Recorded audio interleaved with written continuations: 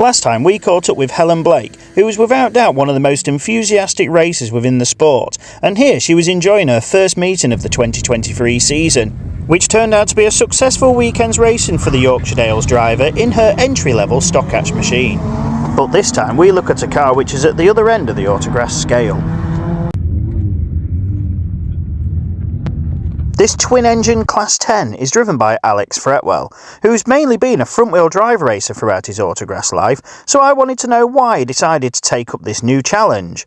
Yeah, one with Mini and Yaris, and a little bit of time in the 4 with the Igo as well. A bit more fun, this, isn't it? Well, yeah, no disrespect to all the classes but obviously, yeah, there's a lot of fun in cars like these. But why Class 10? Was it just the car came up and it was the opportunity? Yeah, obviously I'd followed Barry with it for a bit throughout in 2021 with racing with Bass and that, and obviously it performed pretty well. So yeah, it was a bit of an opportunity that just came up really, and I didn't necessarily fancy the 8. I'd had a bit of a go in it before with dads and that.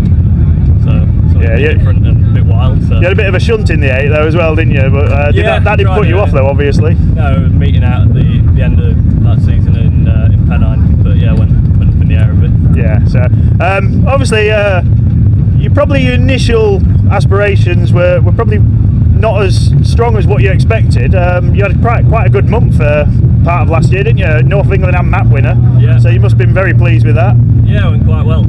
Definitely exceeded expectations. The idea last year was just sort of get in it, get some mileage and take it as it comes. North of England obviously was a bit quiet, but still a couple of really decent cars there that we had to beat. And then Matt, I think, was a little bit lucky with what came down overnight. Stuck some RB1s on it and 2 wins that Sunday, so worked pretty well. Yeah, well, you got to race to the conditions that are in front of you, and obviously you made the best of it. Yeah. Moving on to this year then, car looks the same, but you have done a bit of work to it, yeah? Yeah, a few little tweaks, just mainly just repositioning a few little components, nothing major, nothing that's going to transform it or anything, so no, but same again. But what about your plans for this year then? Is it just race where and when you can, or have you committed to anything? Obviously we've got qualifying starting next week at Nottingham, I think, so that's obviously aim again to make the Nationals second year running. Beyond that, we're doing UK this year, didn't fancy the travel. Yeah.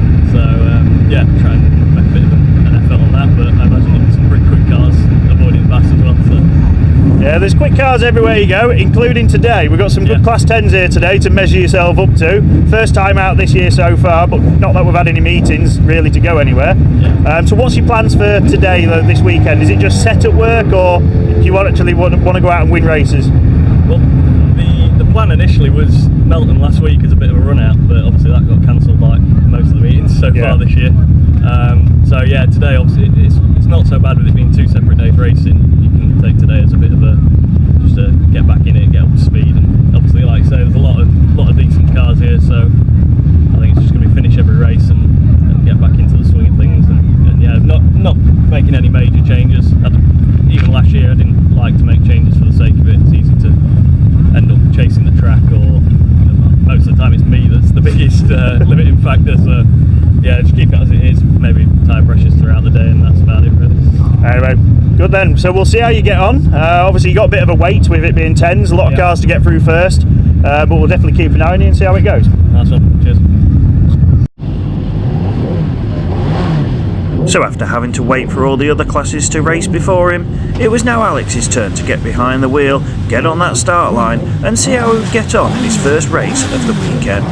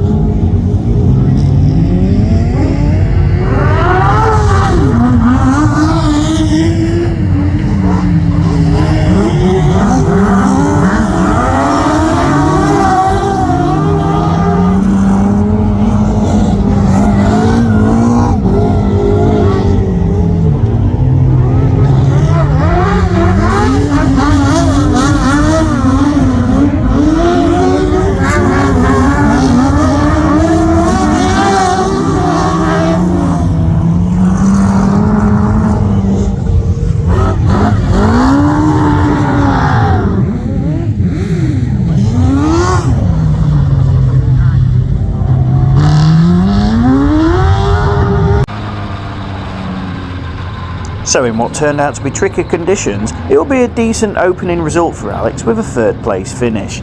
As you can see from this footage though, it wasn't just the driver who had to suffer with the conditions, our onboard camera did also, getting filled in along the way. And once back in the pits, I caught up with Alex to see if he was happy with that opening result and how both he and the car performed. Bit of water down, Alex. You got a new face feature there with a bit of mud. Car's a bit dirty now, but track looked fast, a bit bumpy. How did it go? Yeah, two quite different lines, obviously. Bit of water on the inside, quite shiny already as well. And then yeah, loose and fast on the outside. So just trying to hang on to it. Yeah, you had a good race, really. Good battles going through. You were fighting for that second place. I think just lost out in the end, but still a decent third. Yeah, got squeezed out of the line a bit. Tinker came across, but I just didn't have a good start, so had to back out of that. And then just trying to pick my way through a couple of them. I think a couple got either a bit too sideways or spun. So yeah, just trying to avoid everyone and pick my way through it. But yeah, got up to second and then threw it away. Yeah, the 10s are looking fast out there though. Some like we're going to have a good year, I think, with the 10s. Yeah, I think it's a hard class at the minute. There might not be like the size in terms of the quantity of the 8s, but everyone's nearly one of the quickest. So. Yeah, so obviously it's going to be a long wait now before second heat. Track's going to be different again. You don't know what you're going to get, but anything you feel you need to do? Apart from scrape some mud off. Yeah, that's about it. Yeah, no, I'll keep it as it is and go again. No worries. Well, we'll see how we get on later. Nice one. So after a decent first heat, it's a long wait for the next race. Here, you can clean the car up, do setup changes, and make any other alterations you feel need to. And then eventually it's time to line up and do it all over again. A good start is vital in autograss racing, and that can be the main key to getting a good result. But as we see here, it doesn't always go to plan.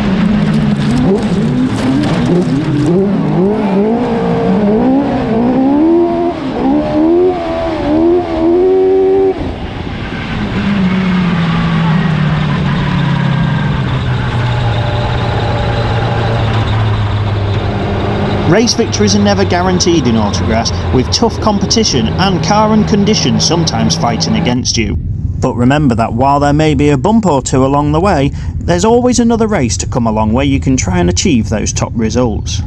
And of course, autograss racing is all about having fun and enjoying every time you get behind the wheel.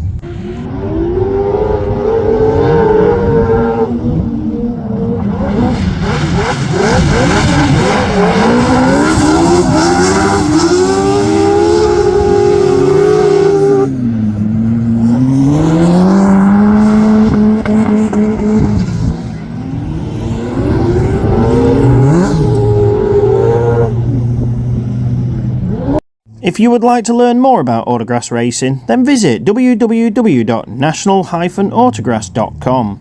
For information on race classes, clubs and venues, and event fixtures, you will soon learn that there's always some autograss racing happening near you.